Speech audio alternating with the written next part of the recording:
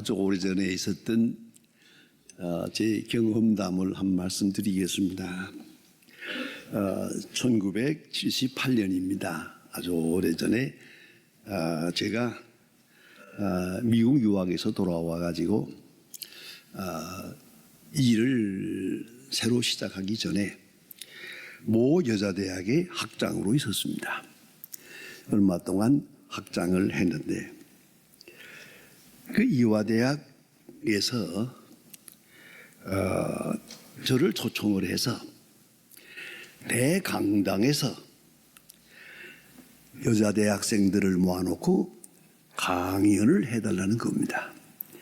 그 강연 제목이 뭐냐면 배우자 선택에 대하여 어떻게 하면 시집을 잘 갈 수 있을까, 뭐 그겁니다.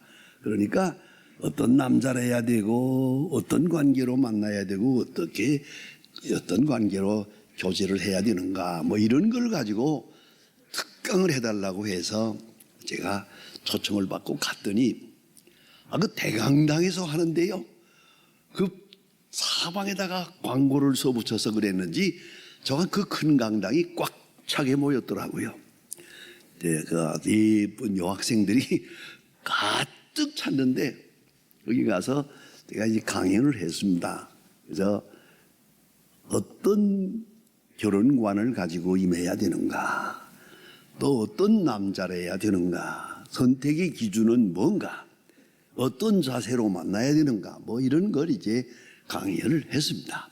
어쨌든 2시간 강연을 했는데 끝난 다음에 질문 시간이 있었습니다. 질문 시간 달래서 주었는데 앞에 앉은 학생 하나가, 예쁜 학생이 손을 바짝 들더니 학장님 질문이 있습니다. 그러라고 물으라고 했더니 이 아가씨가 맹랑한 질문을 합니다. 만일에 학장님이 지금 총각이라면 어떤 여자와 결혼하겠습니까? 그렇게 묻는 거예요. 그 참 맹랑하기도 하고 구체적이기도 하고 그래요. 그래서 제가 그 아가씨를 향해서 일부러 심리학적 용어를 썼습니다. 나는 얼굴은 잘 안 본다. 왜냐하면 어차피 밝은 데서 못 볼 거니까. 뭐 새벽에 나왔다 밤에 들어갈 텐데 뭐 그 상관없다. 얼굴은 상관이 없는데 딱 한 가지, 리셉티비티가 좋은 여자하고 하겠다 하고 했더니 또 물어봐요. 리셉티비티가 뭡니까? 그래서 알았다. 내 그럴 줄 알았다. 리셉티비티라는 건 수용성이다. 내가 무슨 말을 하면은 그렇겠습니다, 그렇게 생각이 됩니다. 그것을 요새 영어에서는 그럽니다. Yes, I do, I am. 나도 그렇게 생각합니다. 나도 그리 할 것입니다. 그런 수용성, 그런 것이 있는 여자가 좋겠다, 그런 얘기를 했습니다. 했더니 모든 학생들이 정숙하고 잘 받아들이는 것 같이 그렇게 생각이 됐습니다. 만일에 수용성이 없는 여자라면 어떻겠습니까? 내가 무슨 말을 하면 말도 안 돼, 미쳤냐? 이렇게 나오면 이거는 아니다. 이건 마음의 교제가 무너지는 거니까 이렇게 되면 사랑이 될 수가 없다 하는 얘기를 했습니다. 여러분, 어린 아이에게만 있는 가장 큰 특징이 있습니다. 우리 어린 아이들을 놓고 볼 때 부러워할 것이 있습니다. 첫째가 깨끗한 눈입니다. 아이들 자다가 눈 뜰 때 보세요. 깨끗합니다. 두 번째가 아주 깨끗한 피부입니다. 그 아이들의 살결이 얼마나 부드럽고 예쁩니까? 세 번째가 깨끗한 기억력입니다. 한 번 들은 거 절대 안 잊어버립니다. 한 번 딱 들었다 하면 항상 꼭 기억을 합니다. 그 무서운 기억력, 그것이 부러움의 대상입니다. 미국의 예일대학의 총장을 무려 30 38년을 한 분이 계십니다. 대학이 얼마나 말이 많은 곳입니까? 대학 총장을 38년을 지내고, 그래서 특별 파티를 했습니다. 축하 파티를 하는 바로 그 시간에 어떤 사람이 그에게 물었습니다. 이 복잡한 대학에서 예일대학 총장을 38년이나 할 수 있었던 비결이 뭡니까? 하고 물었는데 그는 빙그레 웃으면서 대답했습니다. 뿔을 기르지 말고 안테나를 기르라. 그 유명한 얘기입니다. 뿔을 세우지 말고 안테나를 길러서 편견 없이 듣는 자세를 가져라. 항상 듣는 마음을 가져라. 깨끗한 마음으로 듣는 마음. 솔로몬이 하나님께 구한 것도 그겁니다. 레이브 세미드, 듣는 마음을 주세요. 듣는 마음을 주세요. 야, 얼마나 영어 성경에는 hearing heart라고 번역된 데가 있습니다. 듣는 마음 보배입니다. 이 사람이 유명한 제임스 앵gel이라고 하는 분입니다. 여러분 스스로 한번 물어봅시다. 내게 듣는 마음이 어느 정도 있는가? 그만큼 나는 성숙하고 그만큼 나는 모든 인간관계에서 내 사랑의 영역을 넓혀갈 수 있는 것입니다. 또 지혜로운 자가 되는 것입니다. 예수님께서 마태복음 16장에서 말씀하십니다. 내 제자가 되려거든, 내 제자가 되려면 누구든지 세 가지, 자기를 부인하고 자기 십자가를 지고 나를 쫓을 것이니라. 이 세 가지를 말합니다. 자기를 부인하는 것이 이게 먼저입니다. 여기 신학적 고민이 있습니다. 여러분, 내가 나를 부인할 수 있습니까? 겸손이 좋은 줄 압니다. 내가 겸손할 수 있습니까? 욕심을 버려야 한다고 말합니다. 내가 스스로 욕심을 버릴 수 있습니까? 여러분, 이 얼마나 중요한 말씀입니까? 부자가 천국에 들어가기가 어렵다. 왜? 마음도 부자고 교만하니까. 그래서 부자가 천국에 들어가기가 낙타가 바늘귀로 들어가는 것보다 어렵다. 예수님이 이렇게 비유로 말씀하십니다. 제자들이 듣다 못해서 예수님, 그게 어떻게 가능합니까? 낙타가 어떻게 바늘귀로 들어갑니까? 예수님 귀중한 대답을 하셨습니다. 그렇지, 사람은 못하지 하나님은 하시느니라. 무슨 말입니까? 낙타를 작게 만들어서 바늘귀로 쏙 들어가게 만든다 이 말이에요. 하나님이 작게 만든다, 하나님이 들어가게 만든다. 아, 하나님께는 가능하다. 이게 얼마나 중요한 말입니까? 듣는 마음, 겸손한 마음, 열린 마음, 수용성, 이거는 하나님의 선물입니다. 여러분, 회개해야 될 줄 압니다. 끊어야 될 줄 압니다. 못 끊어요. 버려야 될 줄 압니다. 못 버려요. 왜? 그럼 언제 버릴 수 있을까요? 사랑해야 될 줄 압니다. 사랑하지 못해요. 용서해야 될 줄 알면서 용서 못해요. 왜? 그 원인이 어디에 있습니까? 하나님은 하실 수 있습니다.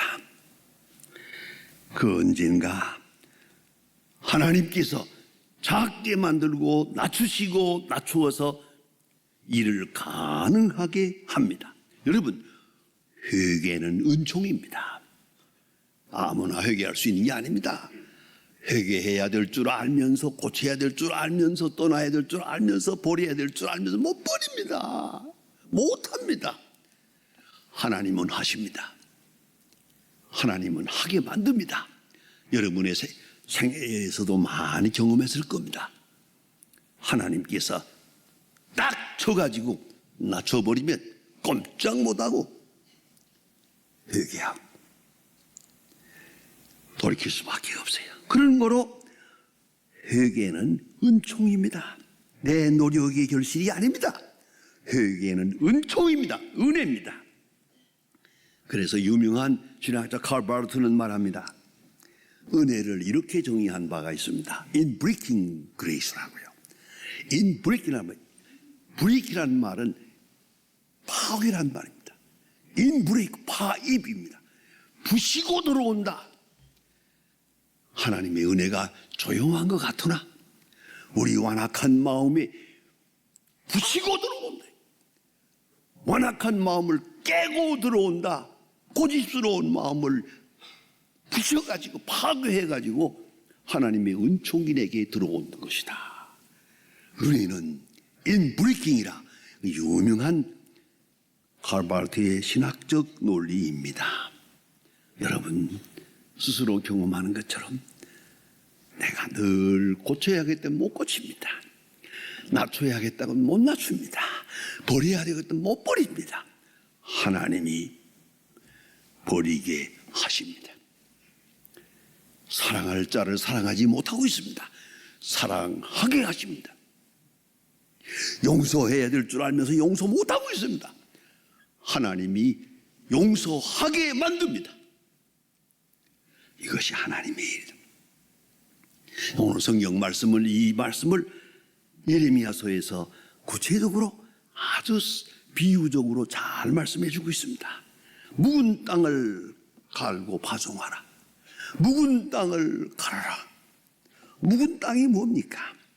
자연적으로 변화된 것, 무의식화된 것, 습관화된 것, 요새 흔히 쓰는 말이죠. 관행. 관행이라는 것이 바로 묵은 땅입니다. 잘못된 거 알아요.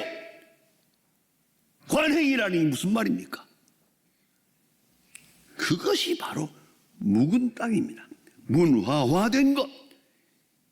이제는 반성도 하지 않고 당연한 것으로 여기려고 하는 바로 그것.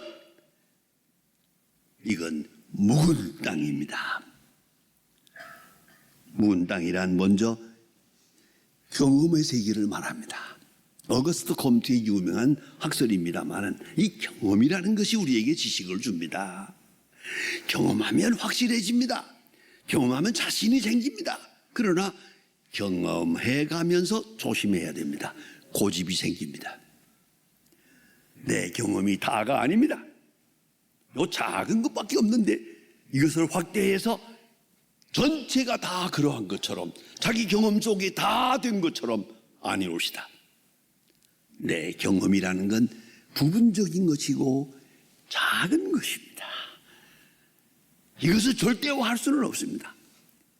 우리 나이 든 분들 다 같이 생각합시다. 우리가 크게 잘못하는 게 뭐냐 하면은 나이 든 분들의 고집이 하나 있습니다. 다 해보았다. 다 알아. 내가 다 해보았다. 다 해보긴 뭘 해봐요. 도대체 얼마나 경험했습니까? 어떤 처녀가 사랑하다가 그만 배신을 당했어요. 그리고 내 방에 들어와가지고 한바탕 아주 하소연을 하면서 하는 말이 남자는 모두 믿을 수가 없다고. 남자놈들은 하고 욕을 하더라고요. 그래서 내가 야, 말 조심해라. 나도 남자다 그랬더니 목사님은 말고요. 조심해라. 한 남자에게 배신당했다고 해서 남자는 다 이게 얼마나 잘못된 편견이냐. 그러면 내 운명은 완전히 망가지는 거다. 그런 거로 여러분 어떤 경험을 했던가 내 경험은 작은 것입니다. 부분적인 것입니다. 이것을 확대해서 내 경험이 절대화되는 순간 나는 묵은 땅이 됩니다. 진리를 받아들일 수 없는 사람이 됩니다. 이게 얼마나 불행한 일입니까? 또 하나는 묵은 지식입니다.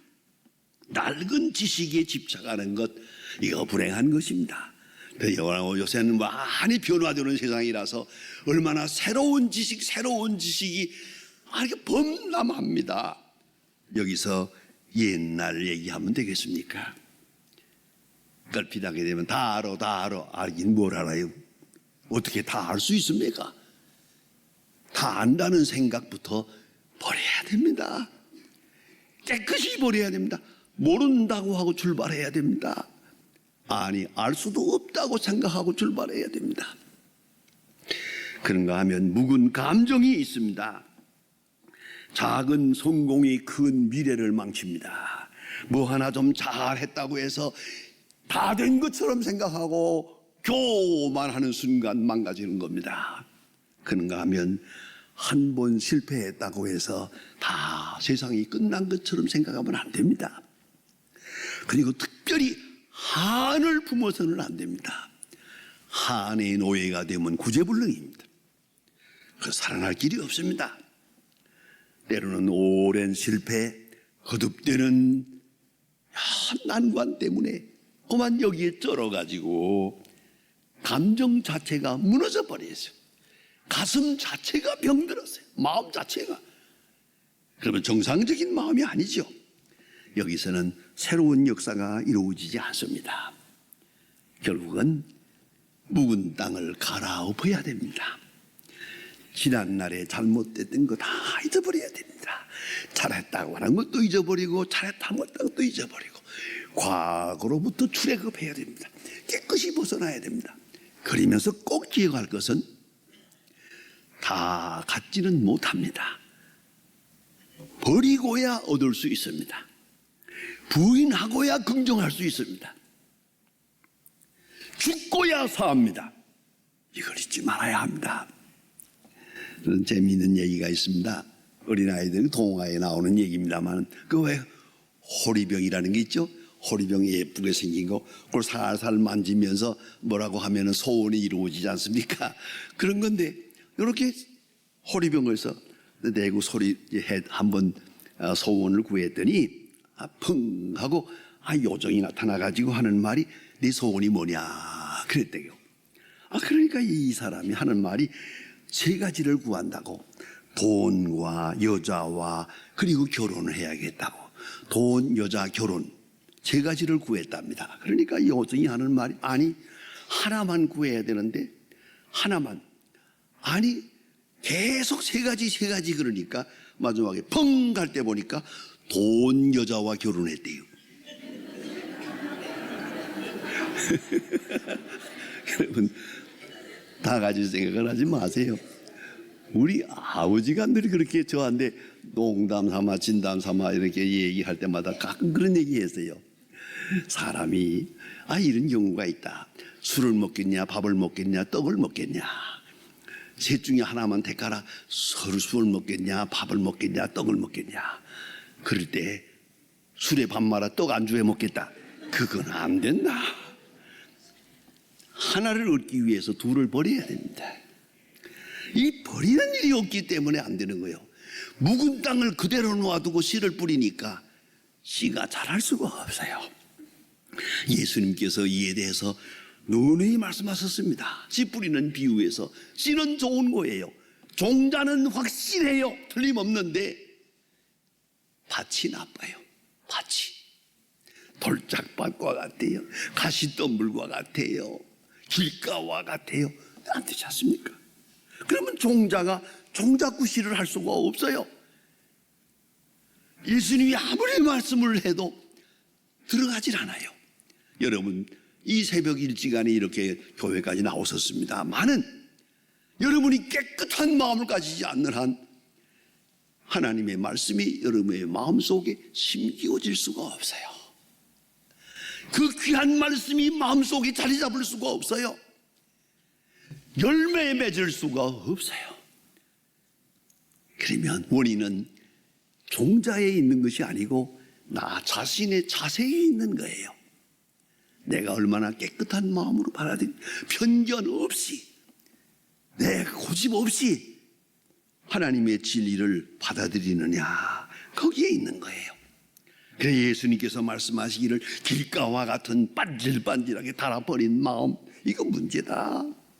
그런가 하면 돌짝밭과 같아서 아주 그냥 마음이 옅어서 진리를 받아들이지 못하는 것도 있고, 그런가 하면 가시덤불처럼 엉긴 것이 많아. 씨앗이 자라는데 가시가 같이 자란다. 근심 걱정이 같이 자라면 결실할 수 없다고 말씀하십니다. 그리고 주님이 강조해 말씀하시는 것은 옥토와 같은 마음, 부드러운 마음, 그리고 가시덤불 같은 거 다 제거된 깨끗한 마음. 그리하면 내가 너에게 전하는 이 복음이 너의 마음에 심기워져서 30배, 60배, 100배의 결실을 하게 될 것이라고 주님께서 누누이 말씀하셨습니다. 오늘 예레미야 선지는 외칩니다. 묵은 땅을 갈라. 묵은 땅을 다 갈아엎고 옥토를 만들고 그리고 파종하라.